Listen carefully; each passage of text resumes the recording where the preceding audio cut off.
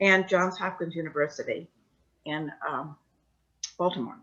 And now she has bought a lovely little house in Bremerton, and thank goodness can work from home for a while. So Rowan, I'm going to turn the program over to you, and thank you very much for agreeing to talk to us. Great. Yeah, thanks so much, Jill. Nice to see everyone. And I would love to say we can have a informal interactive talk, because normally I'd love to be all sitting around in a circle and have a more conversational style rather than a formal presentation. But I know it's a little bit more difficult with Zoom, but still, if there are any urgent questions, feel free to virtually raise your hand or let me know and through chat, and I'm happy to answer that.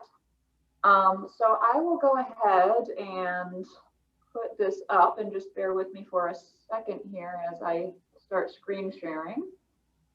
So you're going to recommend we put you on speaker view, right?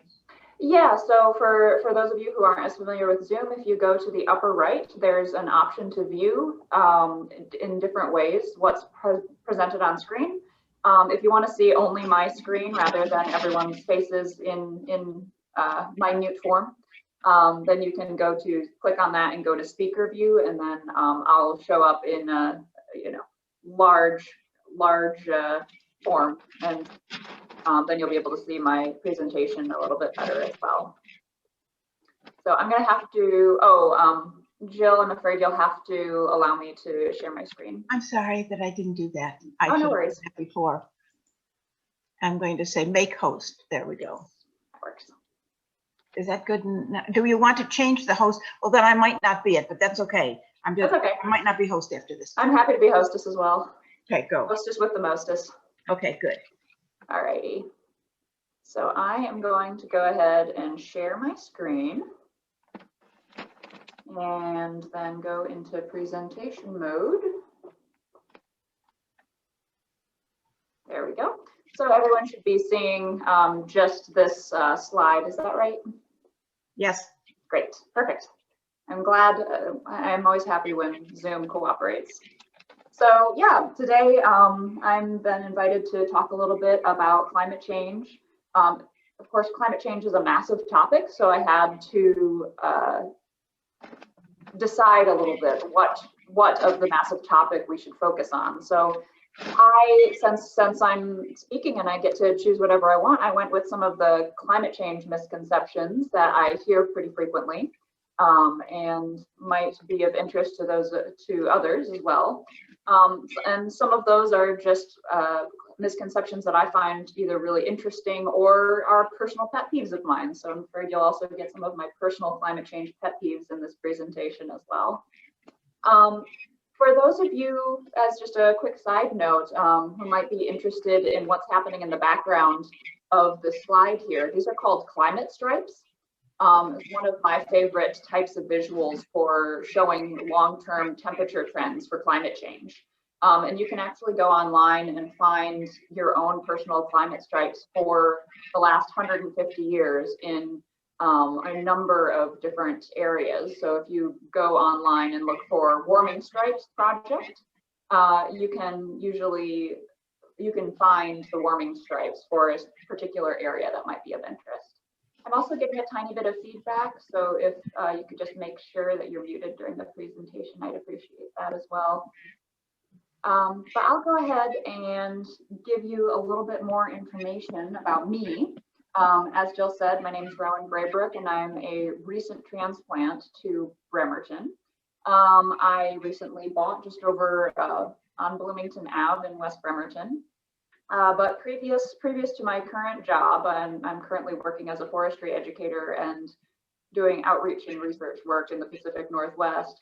But prior to this, I was working at Conservation International in Washington, D.C. for about 7 years, and I mainly focused on international policy with the United Nations. So that included UN climate policy, biodiversity policy, sustainable development policy.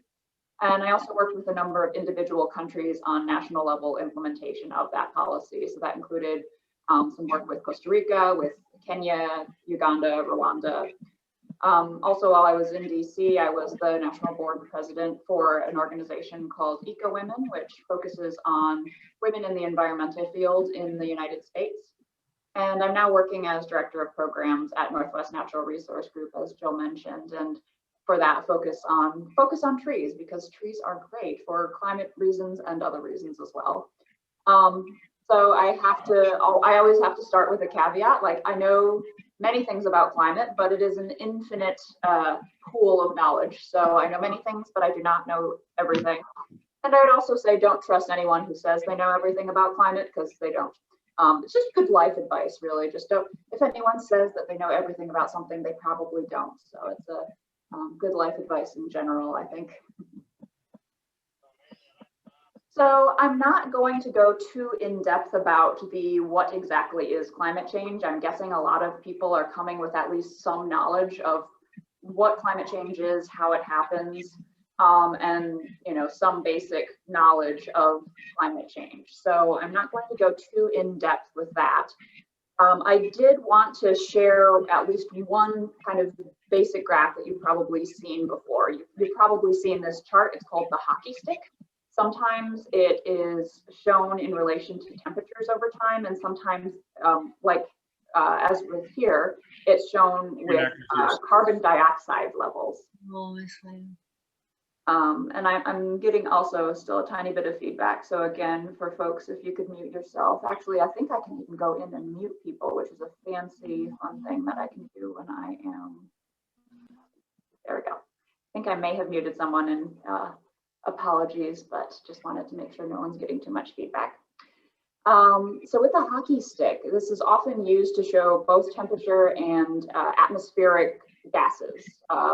So what we're looking at here is basically the last 800,000 years, and where scientists have gone in to see the different levels of atmospheric carbon dioxide. So they've gone into, for the recent history, they've gone into tree samples. For the more distant history, they've gone into ice samples. And they have looked at what the number of parts per Carbon million. dioxide has never been above this line. The number of parts per million was over time. And you can see that for a number of millennia, the level of atmospheric carbon dioxide never went above about 300 parts per million. That means anywhere in the world, you could take a little bit of atmosphere and measure the number of different atoms in that particular portion of atmosphere. And for every million particulates or atoms, there was only, I shouldn't say atoms, if there are any scientists, they're probably wincing a little bit right now. But for all of the particulates that were captured, there were only about 300 parts of carbon dioxide per million parts. And you can, some of you may be familiar with the organization 350.org. That's actually how they got their name, is they consider about 350 parts per million of carbon dioxide to be a safe level for limiting the worst impacts of climate change and climate change impacts. But as you can see, we're above that just a tiny bit now, and that's what the hockey stick, where the hockey stick metaphor comes in. It goes fairly straight and level for quite a long time, and then all of a sudden it pops up to the current level, which I believe we're at about 425 right now. I didn't check within the last couple of months, and it does vary a little bit month to month, but we're comfortably above where we should be. One other final kind of basic climate change thing that I'll be using a little bit in this presentation that I wanted to make sure I talk about up front is climate change mitigation versus adaptation. We talk about a little bit about both and wanted to make sure that people are clear on the difference between the two. Mitigation is really looking at tackling the causes of climate change. So if we're looking at mitigation, we would be looking at this chart and trying to figure out, okay, how can we reduce this carbon dioxide in the atmosphere or other gases in the atmosphere? When we talk about climate change adaptation, we're talking about reducing the effects. So it's really tackling the causes versus the effects of climate change when we're talking about mitigation versus adaptation to climate change.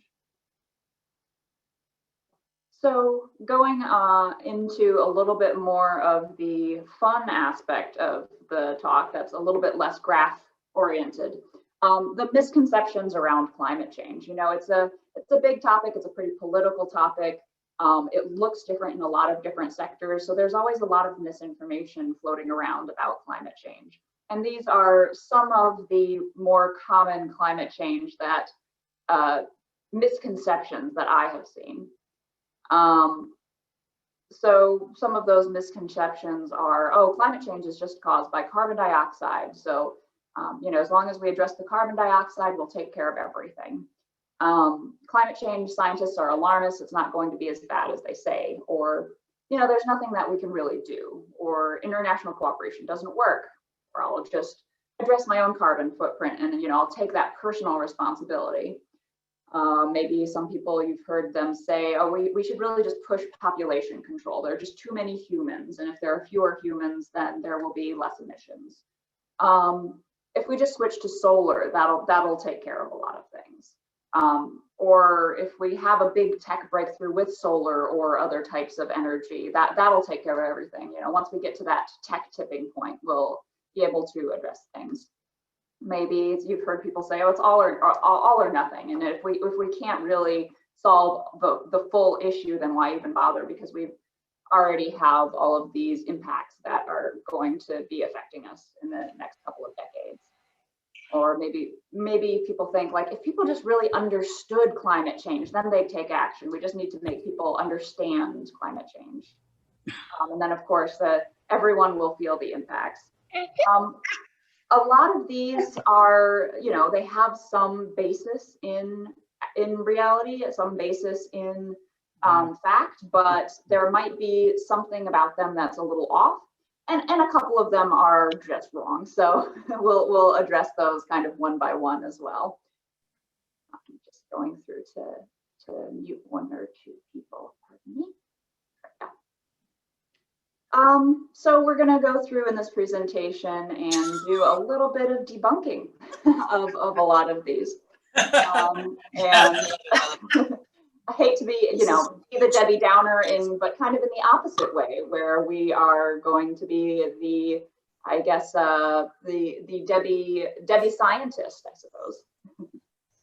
Now, one thing that is not really a misconception, period. Boiled in pot. See, there's no consensus. Cooked in the pot, boiled in the pot. What? Wait, well, here we go. And for those of you who are just joining us, if you could make sure that your microphones are muted, that would be great. Mute. I can go through and mute people individually, but I do have to do that on the side. So my apologies if I am layering people over each other. There we go. So this isn't really a misconception, which is why I didn't include it in the Debbie Downer list. There's an idea that because there are some differences in how information is presented around climate change, or because there are some slight differences in what people think about climate change and how it's presented, that well, if there's no consensus, then they're not quite there yet. Maybe we just won't pay attention to the scientists until they really are solid on the science and know everything about it. And you know, if there's no pardon me, if there's no consensus, then we're still waiting for that science to come in, and that's not really accurate. You know, climate denial. Sometimes people will ask me how I interact with climate deniers, and you know, with my apologies if anyone here is still on the fence and waiting to learn more about climate change. The short answer is I don't really. Climate denial, because I've been working in international policy for a number of years. Climate denial is mostly an American issue, and that's really stoked by a lot of the political divisions that have become normalized in American politics since the 90s. Most other countries in the world, you know, from Norways of the world to Saudi Arabia to Bolivia to North Korea, they're all pretty on board and in agreement about the level of threat that climate change poses and what we need to do about it. For the most part, you know, there are always disagreements, but you know, there isn't a lot of international discussion around whether climate change is real. The whole climate denier issue is mostly an American issue. So in my forestry work, I do occasionally come across people from different parts of the political spectrum, and since it is really a political issue in the United States, that you know, it does change people's perceptions when they're on different parts of the political spectrum. So when I do come across that in my work with forestry, I often just use terms to describe effects rather than causes, essentially. So talking about, you know, describing the effects of drought with trees rather than talking about climate change causing droughts. That's usually how I go about it when I'm interacting with climate deniers in my work. But again, I just don't do it that often because it's a fairly small percentage of the population that we're dealing with when we're talking about the global population.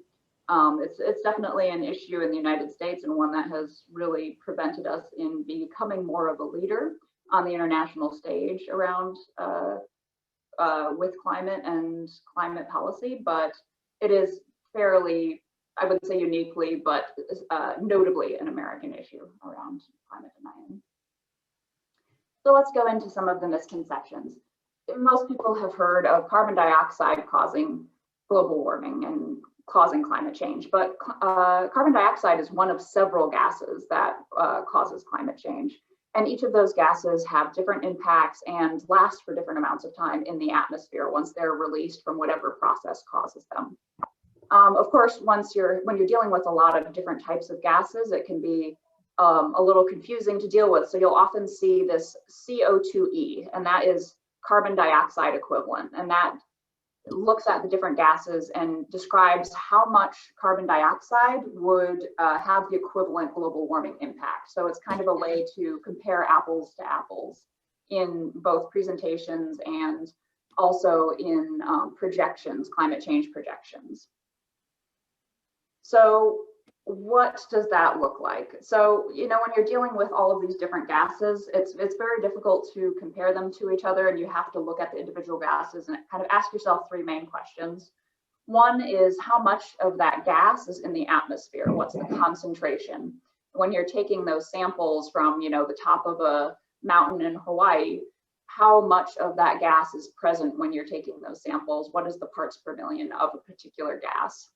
The second question is, how long does that gas stay in the atmosphere? If it only stays for a couple of months, then it's a fairly short-term problem, even if it has a lot of impacts. If you can address the source, then that problem goes away pretty quickly.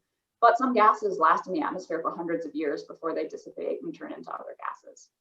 And then there is, how strongly do they impact the atmosphere? That's the global warming potential. So you might have heard of climate change, you know, referred to as the blanket. Essentially, the gases, when they're released into the atmosphere, they thicken the blanket of the atmosphere and keep more of that warmth that we have coming in from the sun within the atmosphere. And for gases that have a very high GWP, or global warming potential, that increases the kind of the layering impact. They basically are almost a thicker gas where they make it even warmer. It's kind of the equivalent of having, you know, a heavy down quilt over you when you're, you know, in bed, rather than just having like a light, you know, sheet. So these different gases impact the atmosphere differently. That said, the carbon dioxide is still the main gas when we're talking about climate change. So it's still the most prevalent, but it's not always, it doesn't always have the most impact. So when we are looking at the different sources for climate change, carbon dioxide is the one that you're probably the most familiar with. Carbon dioxide, that is for, comes from burning fossil fuels. So when you're burning natural gas when you're driving around in your car, certain chemical reactions, for example, when you're manufacturing cement, that creates carbon dioxide.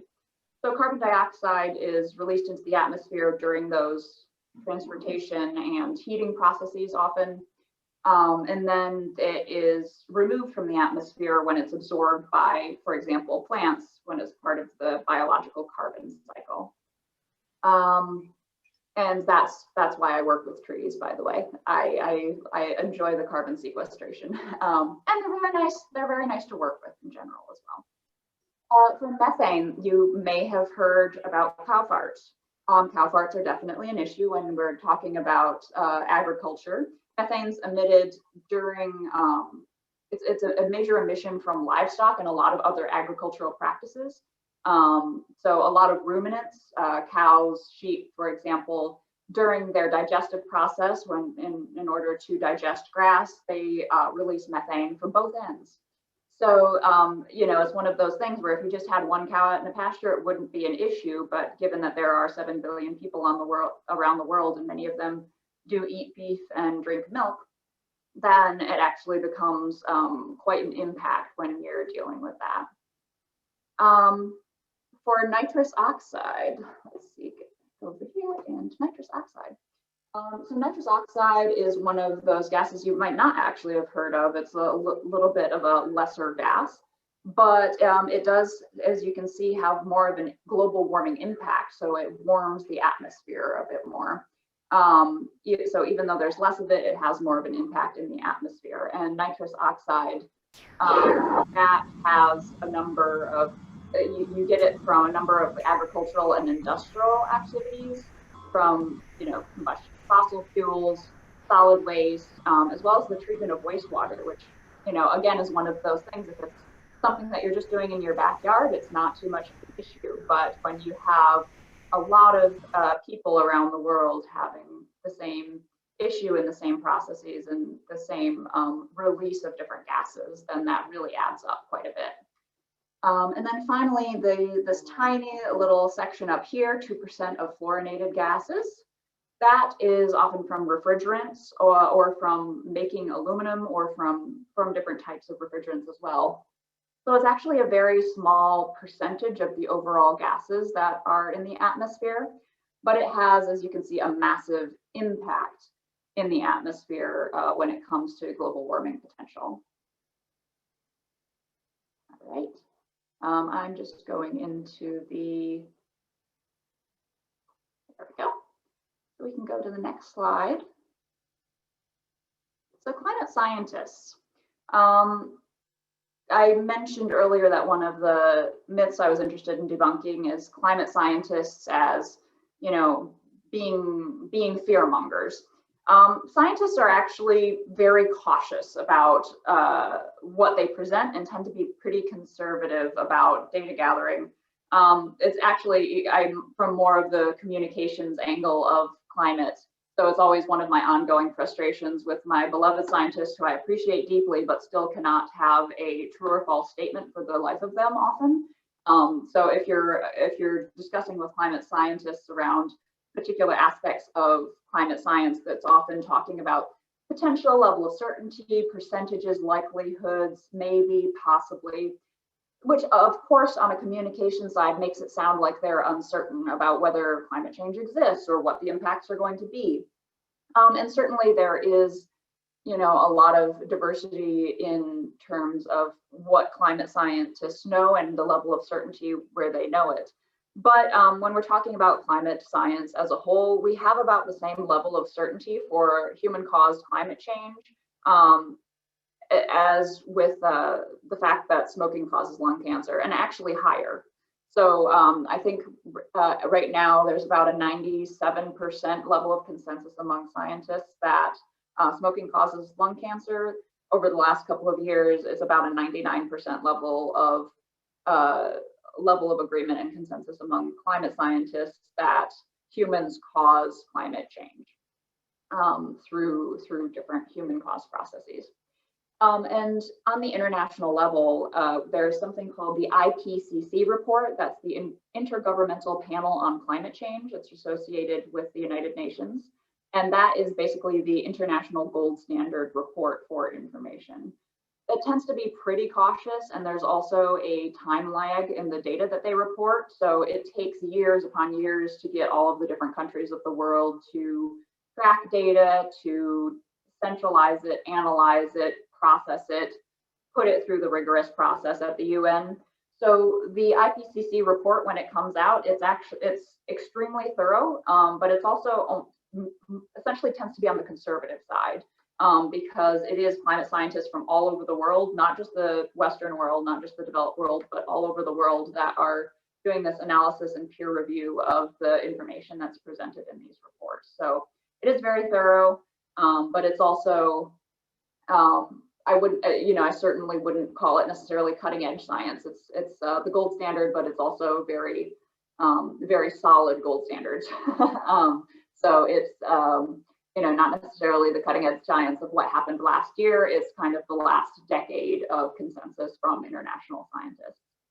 That said, their report is extremely thorough, and if you want to learn pretty much everything there is to know about climate change, their reports are a great place to start.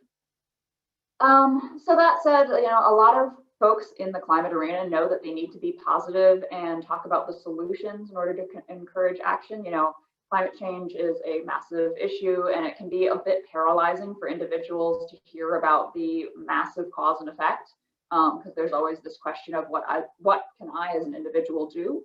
So a lot of scientists and a lot of climate communicators in general know that they need to be positive and solutions oriented, and make sure that they're highlighting the fact that change can happen and will happen with a level of working together across different fields.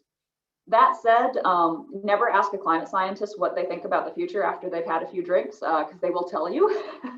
I don't know of too many folks in the climate arena who haven't checked some of their local impacts that they're expecting from the different impacts of climate change. And personally, before I moved and bought a house, I was checking like, okay, what are the long-term expectations for water availability in Kitsap? Obviously, that's not as much of an issue in the Pacific Northwest, but having been in climate for a really long time, the idea of moving to a desert place like Arizona, for example, a little terrifying. So if you really want to scare yourself a little bit, buy a climate scientist a couple of drinks and then ask them what their vision for the future is, and it can be both terrifying and pretty hilarious. All right, next slide. And sorry, I think I saw a question from Bonner, but then it dropped off. So talking about climate change communications, I mentioned earlier that climate deniers, when we talk about the global level, this is a global graph, there is a pretty small number of people who are outright deniers of climate change, like, oh, the climate is not changing at all. You do get a number of people who are what we would consider fatalists or pessimists. So either we can't, climate change is happening, but we can't impact it, or we could reduce climate change, but we won't because, politics in the world. So, when I am looking at climate change communications, I'm not paying too much attention on the global level to this sector of folks, in large part because of the political barriers in reaching some of that audience. But I do find it much more interesting to engage with this larger group of folks around whether or not it's possible to reduce climate change and whether or not it's politically feasible to reduce climate change as well. But then on the other hand, it's actually, again, this is a global study. There are actually quite a few people on the optimistic side. We can and we probably will impact climate change and solve some of these issues. We can and we will reduce climate change. So, when we're talking about climate change communications, there actually are a lot of people out there who are willing to take some of that information and run with it.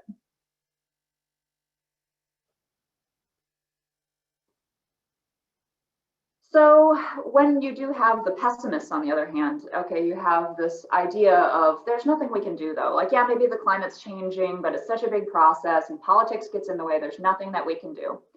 And if you go back, maybe 30 years, there was still more of on the climate denier side. Oh, climate change is all a hoax. It's not really based in fact. it's there, the science isn't there yet, you know, but basically doesn't exist. Now we've kind of changed from that, where even if you talk to most Republican members of Congress, they will admit, sometimes under duress, that climate change is happening, and sometimes they'll even admit that it's human caused, but they'll usually say, but we can't do anything about it, or it costs too much, we can't do anything about it because of money, because, you know, something that we care about when it money is something that we care about when it relates to major climate change and major issues with the environment, but not necessarily with some other governmental priorities sometimes. So that's another topic, I suppose. Of course, this leads to the danger that in 2050, we could hear people saying, well, it's too late to do anything. You know, we could have done something 30 years ago. Well, right now we are 30 years ago. So now is the time to do things and overcome some of those other barriers that people might see in taking action around climate change. And it's true that there's not like one single thing that we can do to prevent climate change. There are a lot of things that we can do to prevent climate change. And because climate change comes from so many sectors, so many people, so many countries, there's no such thing as one solution that's going to solve all of it. It needs to be a multi-part solution and needs to take multiple sectors into account. So I realize this is a lot. I am a huge fan of big charts, and I tried to reduce the number I had in this presentation to some success. You should have seen some of the original charts I had in here. You know, I like big charts, and I cannot lie. But here you can see, as I was mentioning earlier, refrigeration, not something that you would normally think of having a massive impact in climate change, but refrigerants have, as you saw on an earlier slide, massive outsized impact on the actual global warming of the atmosphere. So even though they're a small gas and they're not as, you know, not as prevalent as carbon dioxide, they still have an outsized impact. So addressing the refrigerants that we use to make refrigerators and use during cooling processes for air conditioning houses and buildings, that is currently seen as the biggest bang for your buck impact of addressing climate change. And you can see these different colors here are looking at different sectors. So when you're looking at energy, you can increase the number of onshore wind turbines, solar farms, rooftop solar, and geothermal. When you're looking at agriculture, because agriculture is a huge emitter of carbon dioxide and methane, reducing food waste. So when we talk about food waste, when food goes to landfills, when it's rotting, essentially, it releases methane, which of course is an even more impactful gas than carbon dioxide. So reducing food waste or figuring out a way to take that and get it back into the soil, plant-rich diet to reduce some of the meat, since a number of the animals themselves have ruminant processes that release that methane from both ends. There are a lot of, and tropical forest, that's one of my favorites, you know, again, trees. There are a lot of things that you can do, but it has to be a lot of things. So it's not one policy that's going to save the world, it's a lot of policies. And then of course you get people saying, as we saw in the last slide, oh, but it's too expensive to do anything. And yeah, there is a huge cost associated. If you want to implement all of these top 80 solutions, it'll cost about $30 trillion globally to address a lot of these, but it'll save 75 trillion. So when people are talking about finances, it's always interesting how they focus on how much it's going to cost and not how much it will save, or how much it will earn in terms of new jobs as well. So that's always something I like to make sure is part of the conversation. And if you're interested in delving into these, there's a lot of good information on Project Drawdown. That's a website as well as a book, and that really delves into a lot of the most impactful things that we can do as a global society to reduce climate change. So as you can see from the last slide, we can't just change the light bulbs. It's not one thing. There's a lot of emphasis, I think, in a lot of communications with individual action. Like, I need to figure out, you know, I need to take personal responsibility. I need to figure out my carbon footprint, and I need to address my carbon footprint. And there's nothing wrong with that. You know, definitely don't want to, you know, imply that I'm not not supporting people making those personal changes and creating that demand for sustainability, which is really important. But we also need to be aware of the toll and the power of individual action versus systemic change. Collective changes have more impact. When you're just changing something for yourself, that does create a demand and it creates an example in your community, but the actual impact on global climate change is unfortunately pretty limited, unless you're literally taking a jet around the world every single year, in which case, if you stop doing that, that would be great. But the other thing that a lot of people don't pay too much attention to is their indirect carbon footprint. You know, people are pretty aware of, okay, if I drive a little bit less and fly a little bit less, eat a little bit less meat, then that will reduce my carbon footprint. And that is accurate, but we also, as American citizens and as global citizens, have an indirect carbon footprint. You know, with the construction, road construction that's going on down the road from me, who is responsible for those emissions that are being emitted from creating new roads? It's not the people who are out there creating the roads. It's a common citizen responsibility for who is responsible for those emissions. Same thing with a lot of the municipal buildings and the cars that the police and fire department drive. It's not on them as their personal carbon footprint when they're driving for their jobs. It's on us as a society. So even people who have zero personal carbon footprint have a carbon footprint as part of, the American system of having roads and having municipal buildings. So again, it's individual action is great to create demand, but there's a lot more impact in working for the collective reduction of emissions. The other thing, it is very difficult to figure out exactly where carbon emissions are coming from and what's the most impactful. It's really complex and it has a lot of variables and it can be pretty paralyzing if you really get down into the weeds. And I realize that, this is more of a me problem, so I might be projecting onto people a little bit, but I'll just tell you a very quick story. At one point when I came back from an international trip, I think it was even to a climate change conference, I came back and I knew I had to go to the grocery store before I got home, because as soon as I got home, I was just going to go to bed immediately and pass out and sleep for 12 hours. Super jet lagged. So I went into the store and I was like, all right, I need to grab a couple things, grab some tortillas, grab some corn. Wait, I was about to grab corn from the shelf, and then I started thinking, but wait, these probably have higher carbon emissions because of the can. It's heavier, and it's more of an emission to transport this can of corn than it would be if I went and got some frozen corn from the plastic bag in the freezer section. So I put it back on the shelf and I went over to the freezer section, grabbed some corn, and then I was like, but wait, where did this corn come from? I mean, if it came from farther away than the canned variety, then maybe it does have a higher carbon footprint. And I think I went back and forth about 3 times before I realized what a completely jet lagged state I was in and how much I needed to, just choose some corn and go to home and go sleep. But, for those of us who really care deeply about climate change impacts, that's a little bit of a cycle that you can get yourself into, where you care so much about the impact that you're having, you forget about what the actual impact is. So my unsolicited advice for myself really is addressing some of the larger sources of your personal carbon footprint, but instead of focusing on all of the small details of your life, use your energy to create systemic change, because it'll have so much more impact to change what policy looks like, change what your municipality is doing, change what your politicians are voting on, than it will be to change all of the tiny little things that you're doing in your personal life. It's great to use. Right here for a minute. I was going to just a couple of questions that could be dealt with right now. Yeah, absolutely. What about two have been asked? What about recycling, personal recycling? And 2, how do we get other people to go along with us? It's only 15% of the problem is the United States. How do you get the other people to come along with us?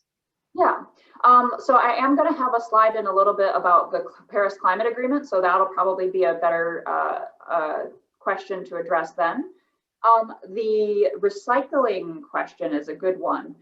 So it's as with most things with climate change, it's a big question. So it depends on what you're recycling and what happens to that recycling. So if you're recycling paper, for example, then you're looking at what the carbon sink would be for the trees as they're growing to create that paper. Again, this is on the climate side rather than the environmental side more generally. So I'm just looking at potential emissions. So you're looking at what the emissions would be for having those trees and then cutting them down versus having recycled things going through a factory and then being processed. So usually paper going through a factory would have a lower carbon footprint. Same thing, I think, with plastics and with glass as well. So I think with recycling, there is sometimes a bit of conflation between climate change and other environmental impacts, because there are a lot of other environmental impacts for recycling in general. I would say that because either way, your raw materials are going through a factory, a lot of the emissions are different. You know, there is a difference in emissions, but it's not a massive difference. So that's why you might see it missing on that global chart in terms of impact, because either whether you have the raw materials or whether you have the recycled materials, they're still going through a process at a factory, and that process has fairly similar emissions either way. So that's probably why you don't see it as one of the top 50 or so solutions to climate change. But it is a solution for other types of environmental issues. Joe, is there anything else? Or no. Thank you. Great. All right. So speaking of food, this is another big chart. I'm sorry, can't help myself. And I'm happy to send this around for people who really want to dig into this, because I don't expect you to read everything on here. But basically what we're looking at is the differences in the emissions for different types of foods. And so you can see what a massive difference there is in the with choosing what you eat and what society chooses what they eat. On the left-hand side here, it's looking at different parts of the process when you're talking about something being processed through the food system, whether that is the land use change used to create the chocolate or the beef or the coffee or the tomatoes, the farm, what the emissions are for the actual farming process, the animal feed. So is the feed that an animal is eating, is that a big contributor to carbon as well? Transporting different types of food, processing it, the retail, so the emissions as part of the retail process, and then the packaging process as well. So for those of you who are already tuned into some of the climate change discussions, you have probably you already heard me say just in this presentation about ruminants and the methane emissions from ruminants. Both beef and lamb or sheep are ruminants, so you have that methane, which is a much more impactful gas for the atmosphere. So what you're seeing is there is a huge amount right here in this kind of green, like teal green. In the farming process, you're getting a lot of methane emissions from both sheep and from cattle. Cattle also have this huge bar for land use change. There are a lot of emissions because in some places of the world, especially in Brazil, most notably, in order to have space for beef cows, they've been cutting down forests. So this forest that has been acting as a carbon sink is cut, therefore releasing a lot of that carbon, and then the cows are moving in and adding their methane to the atmosphere as well. So when you're talking about impact of food, it's pretty easy to find the top like half dozen suspects for what causes the most emissions, and that is going to be pretty much any ruminant. And it really breaks my heart to say this, but chocolate as well has a really high carbon footprint, and that is, as you can see, because of the land use change. You know, chocolate is grown in tropical areas. So a lot of those areas, in order to have space to grow cacao beans, are cutting down trees in order to grow those cacao beans. And cacao is also a tree, so it does sequester carbon, but it's not as big as the trees that it's replacing. With trees, it's really interesting down here on the bottom, looking at nuts. it actually is going off the other side of the chart. The bar is going off the other side of the chart, and that's not a mistake. Nuts grow on trees, and most of the areas where nuts are being grown currently are former agricultural plantations. So instead of having something being planted and grown there and then having the different agricultural emissions, nuts are being grown on trees, and those trees are sequestering carbon while they're also growing the nuts. So nuts are actually pretty carbon neutral. And I think I won't go through too many of the other types of food, but just wanted to point out kind of at the top and at the bottom of the list. At the top of the list, you're almost always going to get ruminants, ruminant animals in terms of what's causing climate change in agriculture. And then at the bottom, you're going to get different types of trees, apples, citrus, nuts, that are sequestering carbon while they're growing whatever they're growing. So they're the closest to carbon neutral in the food chain as you can get. So international cooperation, there was a question about that earlier, and I'm so glad there was, because it's one of my favorite topics. International cooperation is like an iceberg. It is slow. Maybe it should be like a glacier. It's incredibly slow, but it does move. So it is surprisingly effective when it can be put in place. And the Montreal Accord is Montreal Protocol is one of those international agreements that has actually been fairly impactful. Many of you will remember the ozone layer and the hole in the ozone layer that we were concerned with, and still a bit concerned with, but we have actually mostly solved that problem. There was a hole in the ozone layer created by some of those gases that were eating away a hole in the atmosphere, and the global community came together and were able to ban certain types of hydrofluorocarbons. I'm not a chemist, by the way.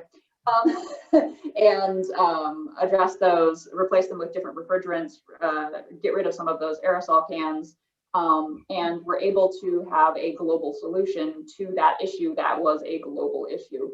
But of course, consensus is a lot easier when you have one problem with one solution than when you have something complex with multiple issues and multiple impacts, as with climate change. So when you have one particular industrial process causing one particular issue that everyone can see and agree on, it's much easier to address that than with something larger like climate change. And it really does require a combination of social, economic, and political pressure in order to get that. So if you have the social and economic pressure but not the political will, it's harder to push forward. And likewise, if you have some of the political and social but not the economic pressure. Unfortunately, when it comes to international cooperation, the US is one of the main issues around this. The format of the Paris Agreement was designed with the United States in mind, because we do not have a great reputation on the international stage with playing well with others. Some of you may remember the Kyoto Protocol, which was the precursor to the Paris Agreement. That was another attempt to reduce global emissions, and it didn't completely fail, but it certainly wasn't as effective because, well, a lot of reasons, but one of the reasons is the US wasn't really on board with the process, and when you don't have the largest historical emitter on board with the process, it's very difficult to get anything done.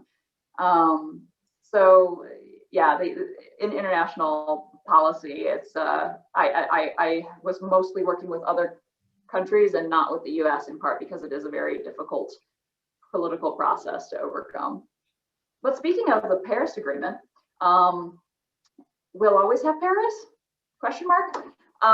So on the first day in office, the Biden administration did sign to rejoin the Paris Climate Agreement. Many of you will recall that the previous administration signed to essentially pull the United States out of the Paris Agreement. And this was another thing that the Paris Agreement was written with US politics in mind, I'm afraid. So that's why we have this power of the executive order in order to be able to enter into and pull out of the Paris Agreement, because international negotiators are very familiar with the US Congress and how difficult it is to get things passed, especially when there's this implication that the international community could be having some influence on American politics.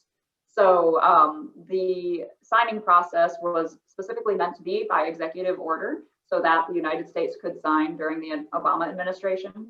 And it also had a 3-year withdrawal process. So when the previous administration did put in their request to withdraw from the Paris Climate Agreement, it took 3 years, and it was meant to take 3 years because it's basically saying, hey, we want to withdraw. Okay, well, you have to wait 3 years, which is almost just, you know, by happenstance about the length of a US presidential administration.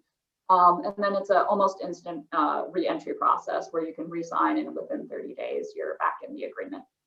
So now we have all UN countries signed onto the agreement. And under the agreement, each country sets its own targets and then they report their progress towards those targets. Those are called NDCs, nationally determined contributions. So basically every country says, yes, we agree climate change is an issue and here's what we're going to do in our country to stop it. You know, maybe we're going to increase gas standards and we're going to address some of the issues with pollution from different factories and X, Y, Z. And then they come back every so often to report on what they've been doing and how effective it has been.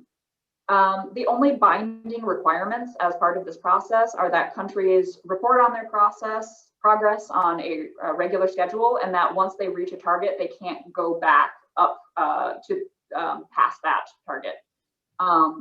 So right now, the US is, once we fully rejoin, we are subject to a target set by the Obama administration, which is reducing emissions from the historic baseline by at least 26% in the next 5 years. That sounds like a lot, but it's actually not a terribly ambitious target, and we'll probably reach it pretty easily. And we were on track to reach it already, mostly because of subnational level, state level, essentially, action around climate during the previous administration. Other countries have much more ambitious targets, so they'll actually be more difficult to reach those targets because they're more ambitious. So when you start hearing countries saying, hey, we reached our targets, aren't we great, gold star, it's always worth taking a moment to check, like, how ambitious were your targets really? Were you just like reducing by 10% and congratulating yourself, or were you reducing by 50% and actually having a long-term impact? When it comes to international agreements, one of the common questions is, well, what happens if we miss the target? Unlike trade agreements and unlike military treaties, Paris Agreement doesn't have any kind of sanctioning mechanism for missing the target, or there's no kind of formal international penalty.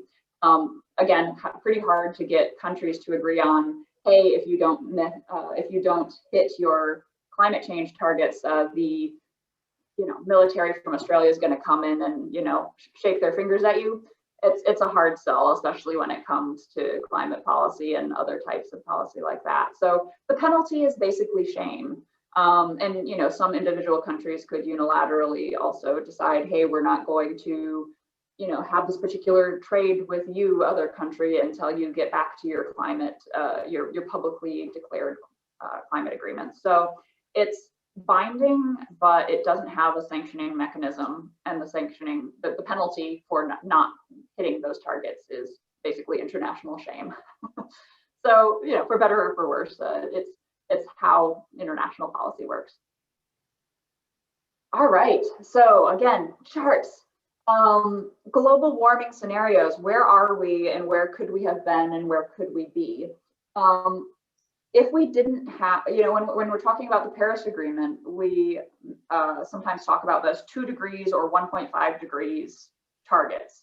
So the Paris Agreement, when it was signed, it was saying we're going to keep global temperature rise under 2 degrees Celsius and preferably under 1.5 degrees Celsius. So that's what these 2 on the bottom are representing. Those are the intended pathways for the Paris Agreement. Most of the large industrial countries are saying 2 degrees is fine. If we have 2 degrees Celsius, remember, not Fahrenheit, of warming, the impacts will be quote unquote reasonable, and we'll be able to handle them Whereas most island nations and low-lying nations like Bangladesh say, no, 1.5 would be preferred because we're already having flooding at where we are right now and we don't want any more. Without any climate policies in place whatsoever, we were originally expecting around 4.5 degrees of warming. And again, this is Celsius, not Fahrenheit. So it is larger degrees, more warming in Fahrenheit than in Celsius. So basically business as usual, no climate change policies. That's where we could have expected to go, kind of in this cone of the red cone of shame, if you will. With the current policies, with what we currently have in place, we're expecting to be closer to 3 degrees Celsius. And then with the pledges that people have put forward under the climate agreement, closer to 2.5. So a little bit less, but there is what they call a ratcheting mechanism in the Paris Climate Agreement, which basically means countries can come back and say, actually, we're getting more ambitious. Now that we've met our previous targets, we're going to have some even more ambitious targets and try to ratchet that down towards 2 degrees Celsius. So we're not there yet, but we're better than we could be. I don't know if that's an optimistic conclusion to come to from that chart, but that's kind of where I am personally. It could be worse, it could be better. So there are a lot of things that could still happen in order to move these current policies one way or the other, depending on where politics and policy goes in the next 10 to 20 years. So sometimes when people are talking about climate policy, it's like, all right, we'll just identify those worst players, and then we'll address those worst players, and then we'll have, we'll be able to solve some of this. But first of all, it's difficult. You have to make sure that you're comparing accurately. So when you're talking about global emissions or even individual country emissions, you also have to think of the end user for what that country is creating. So for example, China is currently the worst emitter globally, in aggregate. But a lot of what they produce is for other countries. So, if China, say, ships something to Norway, is that China's output in terms of emissions, or is that Norway's? Just because a country is buying from another country and having their emissions be in that country doesn't mean that's not their emissions. It gets very complicated very quickly. That is one thing, if you take something away from this talk, it's complicated is is one good summary. And when you're talking about emissions, what time frame are you talking about? Is it the last year, the last decade, the last century? What sector are you talking about? Are we talking about just, industrial emissions, in which case it's pretty easy to find which of those industries have the biggest impact? You go to the biggest gas companies, and that's where a lot of the emissions are coming from, because they're getting that raw material that eventually causes those emissions in different countries. What about the per capita emitters, including industry? That's going to be Kuwait currently, because they have a lot of gas industry where they're taking a lot of those natural resources. But is that really something that we blame Kuwait for because they have the highest per capita, or is that something that we assign those emissions to someone who's using that product? And then I just find this interesting. The worst per capita emitter for citizens, as of a couple of years ago, is Gibraltar. Bet you didn't see that coming. It's because they have to import everything. So they have incredibly high transportation and food emissions because everything they eat and everything that comes into Gibraltar is shipped in. So as with a lot of island nations actually have extremely high per capita emissions, but very low overall emissions because they have to ship in everything, but it's for a small population. So, when we're talking about the worst actors, there are a lot of things that are happening there. And if you're not quite able to see on the right-hand side, that's okay. This is the global footprint. I just like the pun, really. Down here at the heel, you have the United States. That's part of our global footprint. We're basically the heel of the world. And then China is up here and kind of the ball of the foot. So you can see China and the United States have about the same amount of emissions right now. China is slightly higher, but US is higher cumulatively. Population control. This goes under the listing of one of my personal pet peeves, so bear with me. It's a little bit shoehorned in, but I do care about this deeply. A lot of people will say, well, if we just had fewer people, we wouldn't have as many emissions. And I guess to an extent that is accurate. If we had, you know, 1 billion people in the world instead of 7 billion, we would certainly have lower emissions. And, you know, family planning is great, but we also have to be very careful about who is being blamed and who is empowered to make decisions when we're talking about family planning and population control. Often when people are talking about, you know, population control and, you know, family planning, they look at, you know, women potentially in sub-Saharan Africa, where they have some of the higher birth rates in the world, and say, hey, this woman is having 7 children, you know, women in Niger are having 7 children on average. We should address that. But each of those individual people has vastly lower carbon emissions or emissions in general than anyone in the West. And there are also a lot of other factors in terms of human rights, women's rights, education, and medical access that are a lot of barriers in order to create, you know, create the ability to even have family planning in situations like that. Basically, at the end of the day, this, you know, just wanted to convey, don't blame women in poor countries for having children. That is not, you know, pointing the finger at them is not in any way a solution, and is also very misplaced in terms of where actual emissions are coming from. So, you know, population access to family planning is great, but pointing fingers for population control can go very south very quickly, which is why I tend to hesitate anytime someone brings it up. There, had to get that off my chest, guys. So going back to some of the solutions to climate change, can't we just switch to solar? If I put a solar panel on my roof, won't that solve a lot of things? This is a big subject. I won't go too in depth. I mean, I could talk about an hour just about like this chart, but I won't. Energy generation, it's important to know, is almost in real time in a lot of the world. So the energy that I'm using right now for my computer was, you know, created a couple of minutes ago by a hydroelectric dam somewhere in Washington, probably. Current batteries are not very good. You can't just, you know, put a bunch of AA batteries and say, hey, we'll just save this for later for solar power. Right now, because of the massive amounts of energy that we use and the state of battery technology, we can't really take some of that and the energy from solar or wind and save it for later, not at the scale that we would need to.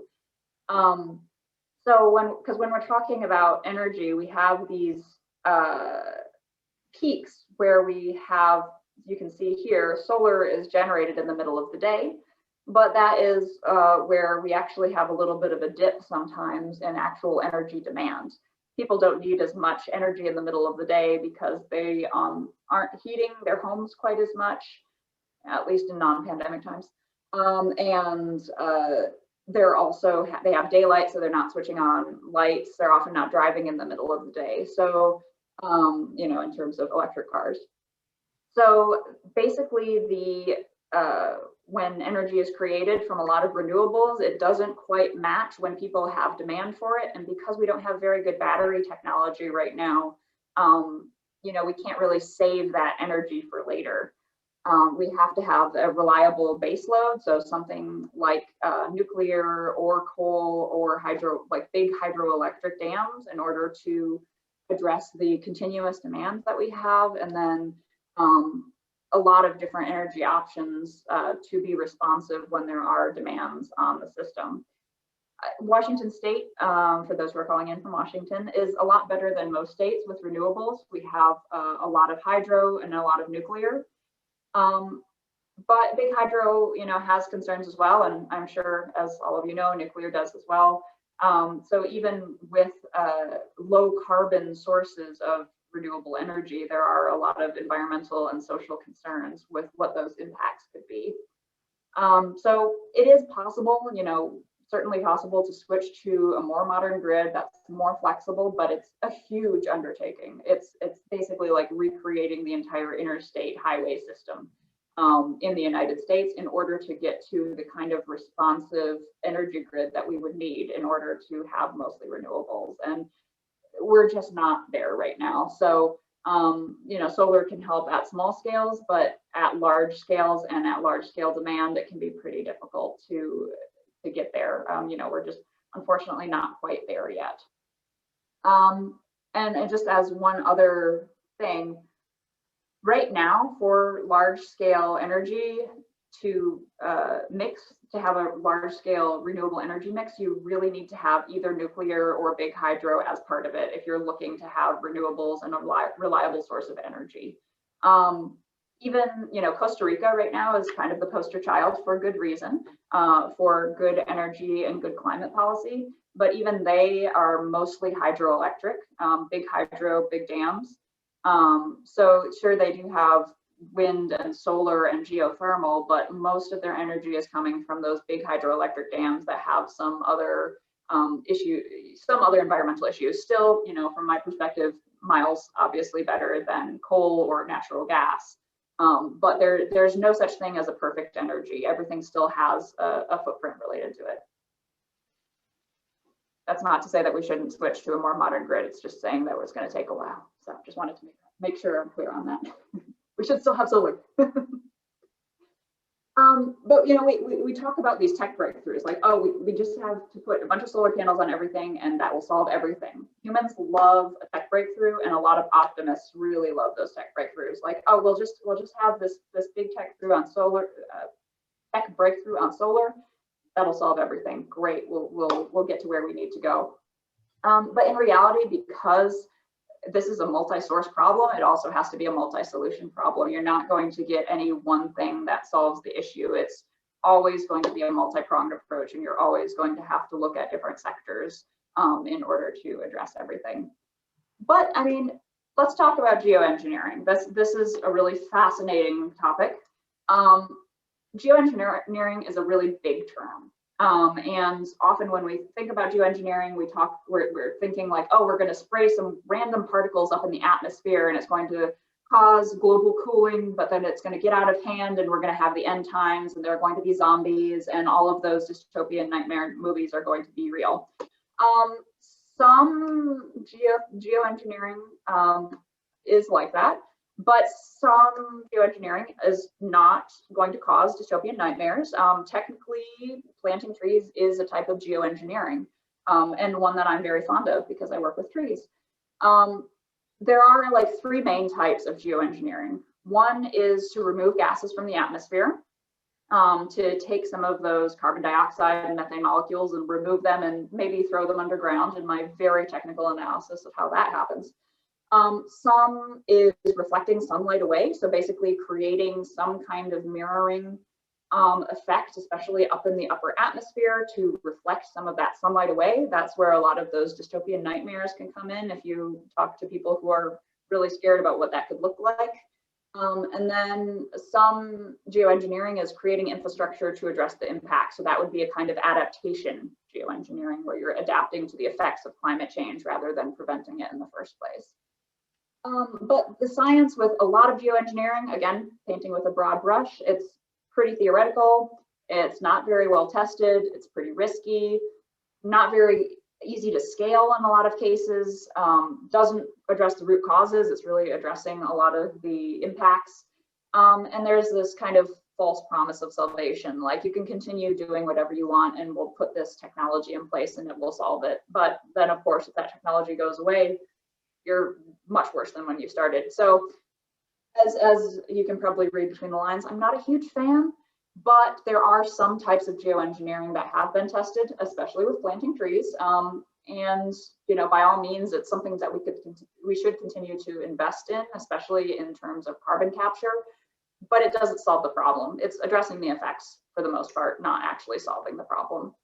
So, you know, in the short term, carbon sinks, looking at soils and trees, those are some of the best near-term options in terms of quote unquote geoengineering that is actually effective.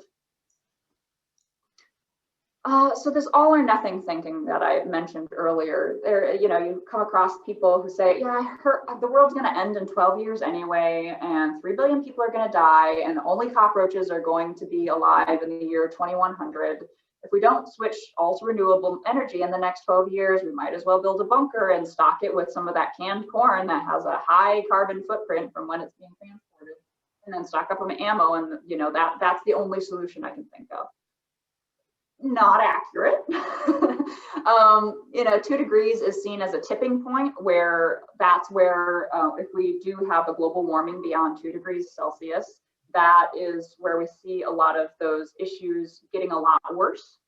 And as I mentioned, low-lying nations, especially island countries like Kiribati and countries in the South Pacific, as well as Bangladesh, they prefer 1.5 degrees Celsius because they're already seeing impacts from sea level rise. So we hear about tipping points a lot, not just from Malcolm Gladwell, but also in the context of climate change. The tipping points are really the points in the climate system where there's a threshold that when you exceed it, it leads to much larger changes. It's a bit like a game of Jenga where you're pushing out different blocks. Oh, it's getting wobbly. Oh, it's getting wobbly. And you push out that certain block and the whole thing comes crashing down. And it's hard to reverse that. So permafrost is a key example of that, where if you have melting permafrost, once it's melted, one, you can't really, it's really hard to get that back. And then 2, it also creates a tipping point for that system where you're then getting emissions from the soil that it was previously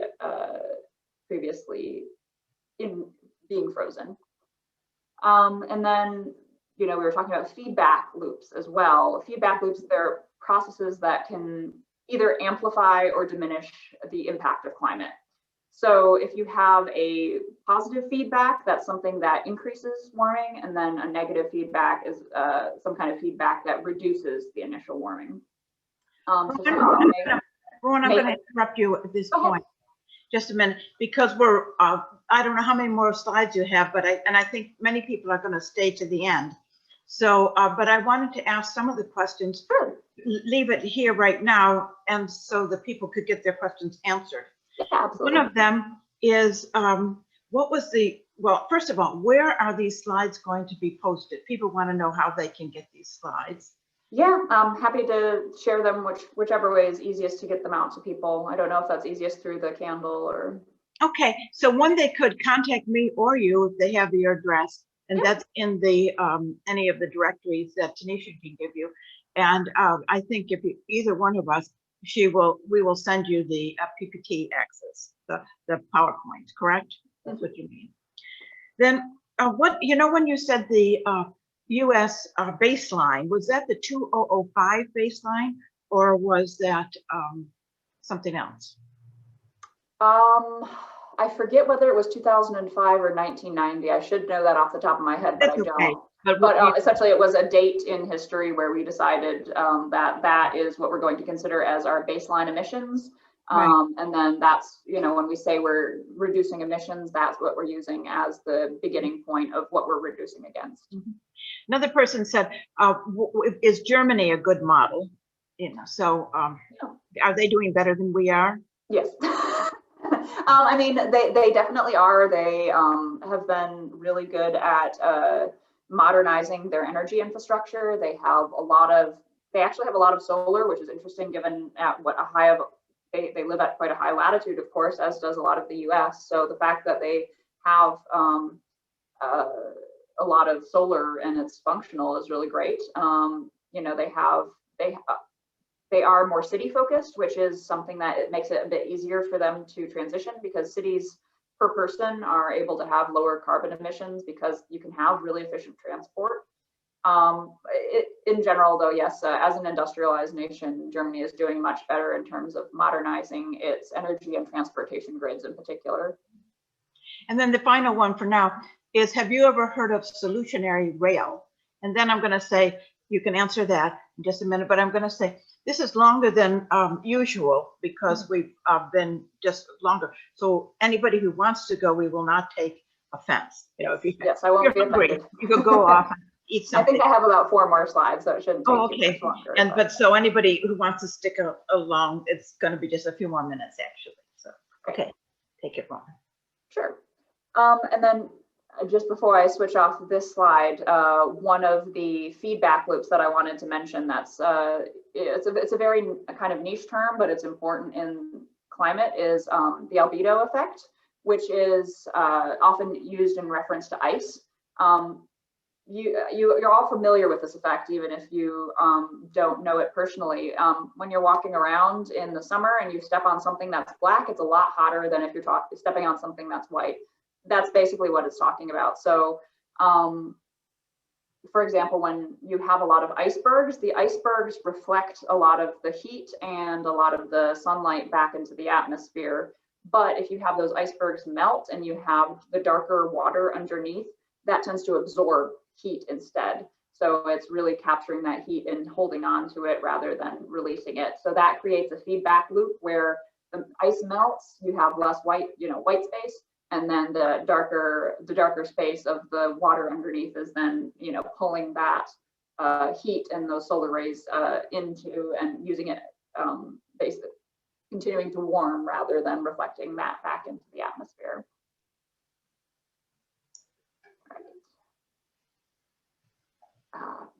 Another thing to just flag quickly, we're not starting from 0 in terms of warming. We're already at more than 1 degree Celsius of warming. So when we talk about keeping warming to under 1.5 or 2 degrees, that doesn't mean that we have another 1.5 or 2 degrees to warm. We actually have about half a degree to 1 degree Celsius globally to warm. And that never seems like that much. This is another one of those big charts that I love, of the last 150 years and the kind of deviation from normal of what that temperature is. So basically, red equals hotter. If you're looking at this, 2 things become clear. 1, it's been getting hotter, and 2, something that I found kind of interesting is if you look over here in 1877 and 78, it's warmer. It's like, where did that come from? Those were El Nino years as well. There were a couple of other things happening in global climate at the time, but those were 2 El Nino years in the late 1870s.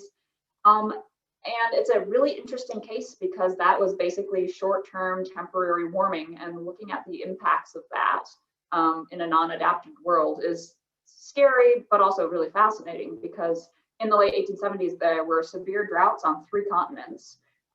That lasted for about, I think, 3 years afterwards, and there was massive famine as a result of those droughts, and about, I think, 50 million people passed away because of that temporary warming. So it's an interesting case study, and obviously that happened without adaptation and without planning, but it's even a couple of degrees of warming does have massive global impacts in terms of weather patterns, precipitation, drought, all of that.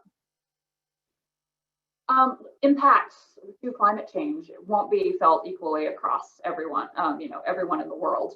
And that is honestly one of the biggest issues that I personally see in tackling the climate crisis, is that rich people, and all Americans are, as a unit, are included in that. It takes the rich, the wealthy, the westernized in particular, a lot longer to feel the impacts because we're more removed from some of the immediacies of climate change impacts. So not all geographies and not all people will feel those impacts equally as they arise, and they are already happening. So people who are closer to sea level, people who are in close proximity to natural disasters like hurricanes, hi Florida, sorry, vulnerability of main food source. So if you have a single food source that you're relying on and that crop fails, there's a very little safety net in terms of getting that many people fed. Relative poverty and relative health, of course, is something that people will feel differently, both internationally, but also within particular countries as well. Even in the United States, people who have particular health conditions, especially sensitivity to heat or sensitivity to poor air quality, will feel the effects more quickly. And then baseline weather conditions. So people in northern Canada, probably won't have a heat stroke that they have to worry about, whereas people who are in the United Arab Emirates, where it's already 110 degrees, they're really going to feel those impacts a lot faster. Impacts in Kitsap, I just wanted to quickly bring it locally. Under low and high emission scenarios, we are probably expecting between 5 and 8 degrees Fahrenheit. Notice this is Fahrenheit, not Celsius.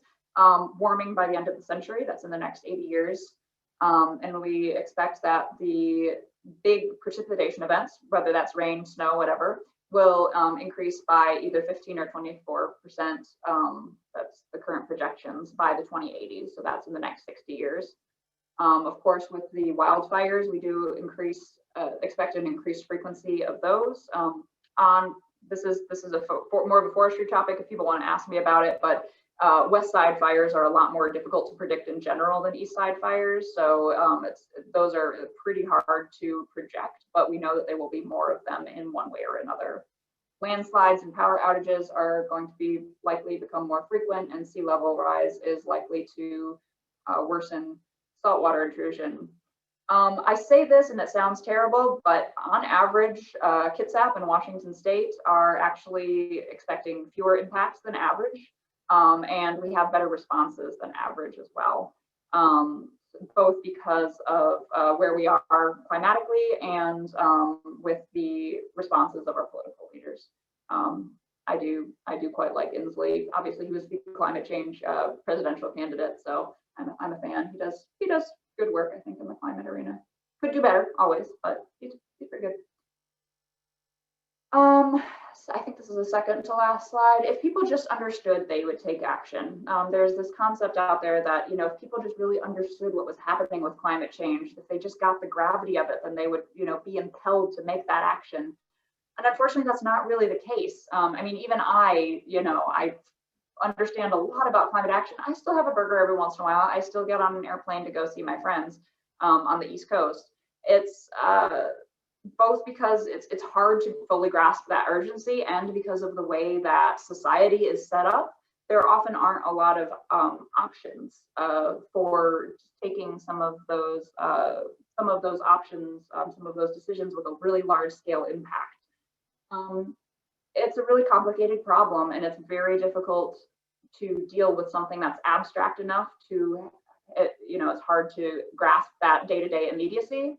If we had wildfires every single day, then that would probably create that impetus for us to, create immediate change, but we don't really have that day-to-day reminder of what could be happening in our future. So having some kind of tangibility, and also making it easier to make the right choice around climate change. It has to be cheaper and easier to make the smart choice. Otherwise, those choices won't be met even by well-informed people. You kind of have to change the system and the incentives in order to get people to, as a group, make those correct decisions, which is why I'm a very big proponent of systemic over individual action. So what to do? Now that we have heard all of this doom and gloom, and maybe not so doom and gloom, I try to keep it a bit balanced. What can we do both personally and as a society? On the individual level, the individual actions that I consider to be most impactful are around civic engagement. Voting and staying in contact with your elected officials is the most important thing in terms of actions that you can take against climate change or any other issue you care about, really. Because not many people engage in the political process, every person who does has an outsized impact in terms of how much they're influencing the decisions that get made. I am also personally a fan of carbon offsets. That's a bit contentious in the environmental arena, because some environmentalists and climate change folks think that it's basically a permission to emit. Very reasonable discussion to have, but I also like the fact that it creates economic and social incentives that offsets can provide. It basically provides a price tag for an action, and that creates an actual incentive for people. For those who are interested, or if you work at a company, especially, encouraging companies to consider having carbon offsets or having some kind of carbon budget. I know some companies do that, where they say, all right, as a company, we're not going to emit more than X amount, and we're going to cap. So because of that, we're going to cap it at, you know, 20 flights that our employees can take on company dime this year. And beyond that, that's beyond our carbon budget. Or having them offset and, you know, purchase some kind of those actual incentives, whether that's planting trees or investing in carbon capture technology. That does increase the demand for different kinds of projects that will probably be helpful. Individual actions, have fewer children. I feel obliged to, it's always a hard one to just throw in there. It's a kind of an uncomfortable thing to include, but it is a reality. And, you know, given that I was talking about the issues around talking about population control earlier, it's something I feel the need to always include. Flying less. Flights are the biggest individual contributor to climate change for most individuals. Eating less beef and mutton. That's one of the easiest dietary things that you can do. But again, I strongly recommend, you know, taking a look at your carbon footprint and addressing some of the major issues, but focusing most of your energies on creating systemic change, because keeping that perspective is key in terms of changing society rather than just changing your own backyard. And I always really love this cartoon to end on. What if it's all a big hoax and we create a better world for nothing? You know, what if we create all this energy independence and rainforests and sustainability and green jobs, wonderful cities, renewables, great public transportation, clean water? What if we do all that and climate change isn't as bad as we thought? Well, then we have energy independence and great forests and livable cities and great transportation. You know, aside from the money, which is admittedly sometimes an issue to get up front, there's not a lot of downsides in a lot of the actions that we take. A lot of the actions that we take have a lot of positive co-benefits for the rest of society. You know, reducing wildfires is not just helpful when it comes to climate change, it's also helpful for different communities and people with asthma and, you know, water quality as well. So there are a lot of different reasons to take a lot of climate action. And for those of you who want to learn a bit more, here are some further resources. I mentioned Project Drawdown earlier. 350 in terms of local activism. I know Marty is on, so she can answer any questions, but 350.org West Sound Climate Action has an email address here. And I also included some different readings and sources for data that you might be interested in. And thanks so much, you know, at that, thanks so much for your patience. I went a little bit longer, but there's just so much to dig into here. And I'm happy to answer any questions. So thanks, everyone. Oh, thank you very much, Rowan. We've posted several things in the chat box. One of them is the address for the West Sound, 350 West Sound. Another is, and a Facebook site for that. And then how you get the PPTs, you know, your presentation, you can write to are@kuuf.org. That's this is the adult religious education, although we sort of don't like to say religious because we're changing that, just adult education. But in any case, it's are@kuuf.org, and we'll send you the presentation. Are there any questions? If you want to unmute yourself now, I think it wouldn't be bad. Let's just see how this works. If you want to unmute yourself and try to look at the other people and say it, let's just try it that way. Do you think that there's that we should have a push for large-scale nuclear at this point? That is a interesting question. I think that for most places in the near future, that in order to have a predictable energy grid, either nuclear or big hydro is necessary. So in some ways, I consider nuclear a necessary evil. And there are a lot of negative social impacts that can come with nuclear, especially for some of the populations who live near where nuclear energy is mined. You know, we haven't, there are a lot of local communities, particularly I think in the United States and Native American communities, where we've been, you know, not very good as a society at taking care of the people who live near some of those places where nuclear energy is sourced, and also where the waste is put as well. I don't like nuclear, but I like it better than coal, basically. You know, we talk about some of the potential negative impacts of nuclear disasters, but all of the nuclear disasters that we've seen in the last 50 years has had fewer casualties and fewer health issues than coal that we produce in 1 year. So nuclear is scary.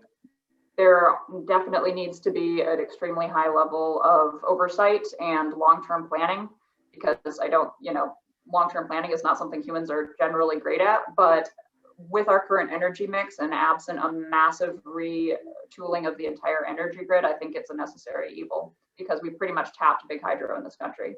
Mm-hmm. Rowan, could you, thank you very much. Rowan, could you take down your presentation? And I think then that everybody's pictures will be up better. Okay, so now, does anybody else have a question? Yeah, I have a question. Could you speak to the significance of electric cars and electric vehicles going forward, especially here in the United States? I like them, but I think two things are important for us to realize. One is that it's not a carbon neutral vehicle when it's created. There is still quite a carbon footprint in terms of creating the vehicle, and also a social impact in sourcing a lot of the materials for electric cars, especially the batteries. There are a lot of materials in electric car batteries that come from conflict areas. So there are some other impacts to be aware of with electric cars. The other thing is that with electric cars, it depends on where your electricity is coming from. So if you have an electric car in West Virginia, instead of having a gas-powered car, you have a coal-powered car.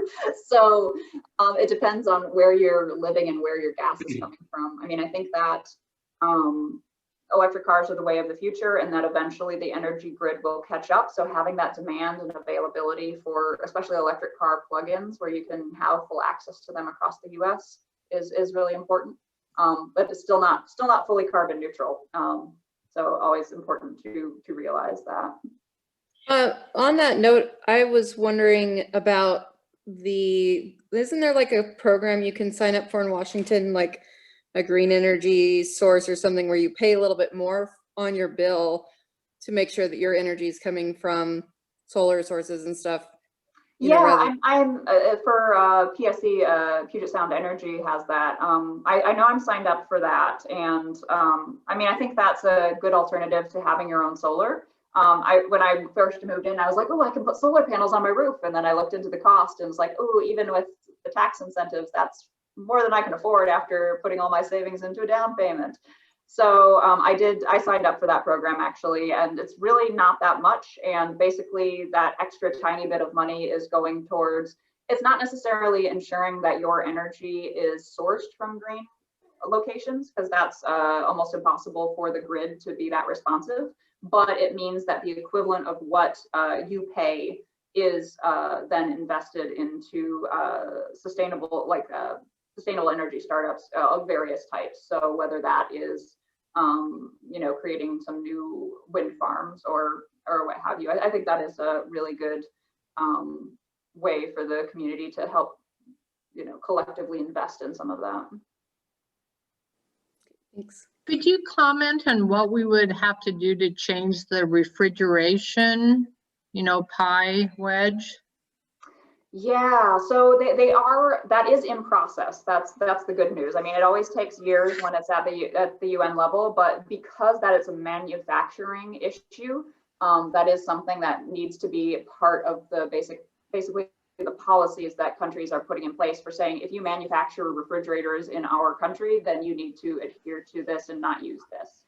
So I would say it's in process, and there's not all that much that individuals can do, other than making sure that you don't have a really old refrigerator, I guess, and make sure that you have one of the newer, more energy efficient models.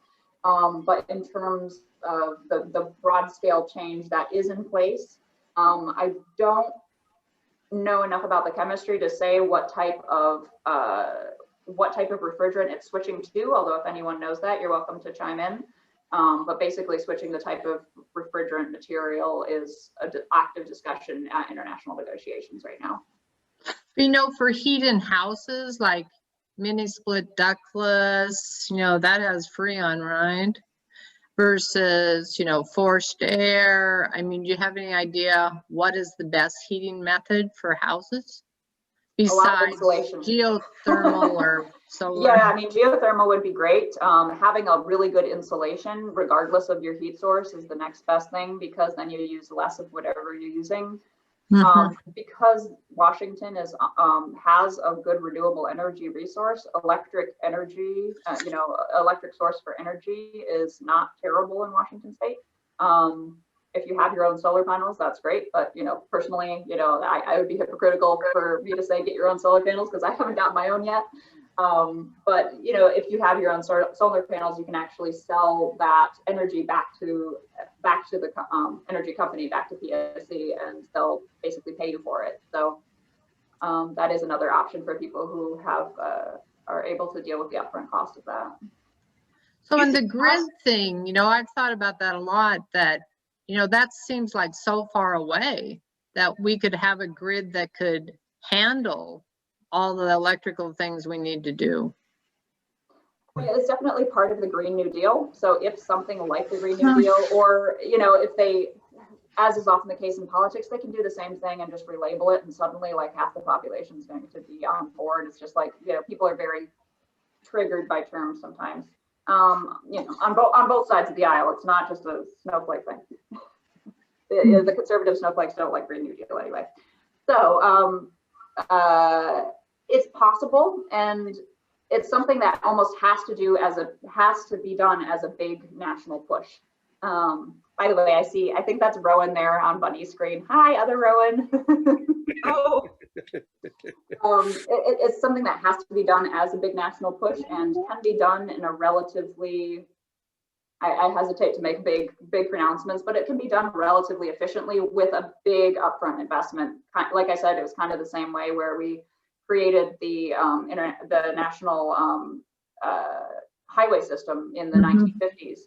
That is something that was absolutely probably mind-boggling in the 1930s to even think that could happen, and yet it happened within a pretty reasonable time frame because everyone could come together and invest at the same time. So it's doable, but it'll take a big push. Maybe I misunderstood you, but could you talk about the issues of hydroelectric? I thought that was a clean source. Now I'm feeling guilty about it. Yeah, so it's carbon-wise, it's certainly better than most alternatives, and I'm happy that we have big hydro in Washington. It has a couple of environmental issues, including some methane emissions. So when you have a river that's not free-flowing anymore, some of the plant material in particular that's above that river in the reservoir gets very stagnant and then starts releasing methane emissions. So if it's not dredged out and continuously circulated through, then it becomes a source of not massive source, but a notable source of emissions as well. And then of course it has a lot of other environmental impacts in terms of, in Washington, salmon not being able to get upstream, things like that. So there has been a push to shift to more run of rivers hydro, where instead of having one big hydroelectric dam, you have a number of smaller dams, and fish are still able to come and go. It's not as efficient, but it addresses some of those issues. And I think that's where, again, a lot of US hydro has been tapped. There aren't too many areas where you can put in big hydro dams anyway. But I think for a lot of future dams, it'll be a number of small ones rather than one big one.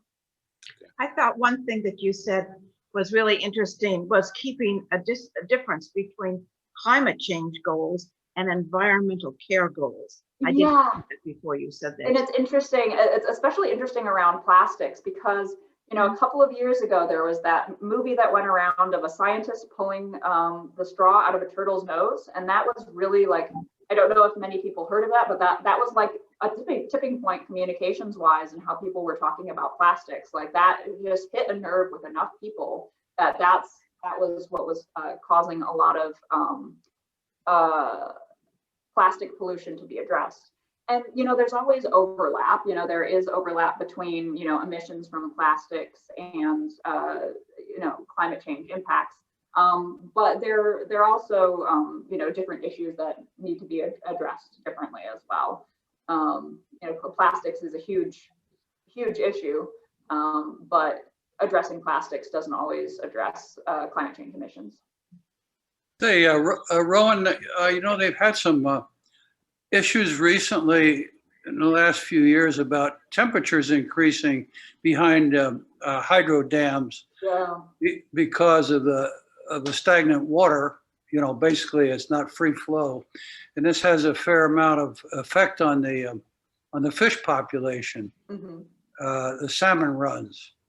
And I'm wondering if we are kind of reached our limit on hydro dams and in Washington perhaps, and maybe there's talk about actually taking at least one of these dams out. Yeah. On the Snake River, I guess it is. Yeah. Yeah. Yeah. I mean, it's definitely, it's another one of those necessary evils where it's not as bad as the, it's not great, but it's not as bad as the alternative usually. But I do think that in terms of big hydro dams, we're not going to see a lot more because there are a lot of issues with putting those in terms of communities getting flooded out, historical and cultural significant areas being flooded out, the environmental impacts, you know, both from carbon emissions and from other environmental impacts around fish streams, for example. So I do think seeing more of those smaller hydro in the future is what we'll be seeing more of, instead of, the one big concrete wall dam. We'll see a smaller section of river that has a number of almost mills. I mean, there are a number of different types of run-of-river hydro dams. Well, certainly the dams on the Elwha, taking those out. We haven't seen the full effect of that yet because all the salmon hasn't come back. Right. Upriver. We don't know if and when that's going to happen, but they lost their knowledge. They need people to teach them again almost. It's like it's when humans cause issues, then humans then unfortunately have to be responsible for dealing with the impacts that they caused. Yeah. I'm going to say, Rowan, we thank you very, very much. It does look like Carolyn raised her hand a little bit ago. And I'll let one more question just in case you're going to die, in case you don't. Okay, Carolyn. Yeah, I put in information on Solutionary Rail, and I just want to make a plug for it. This is a group that's been working for over 5 years. They are now they've been talking at the national level, at the state level, and it's about electrifying our rail system using green energy.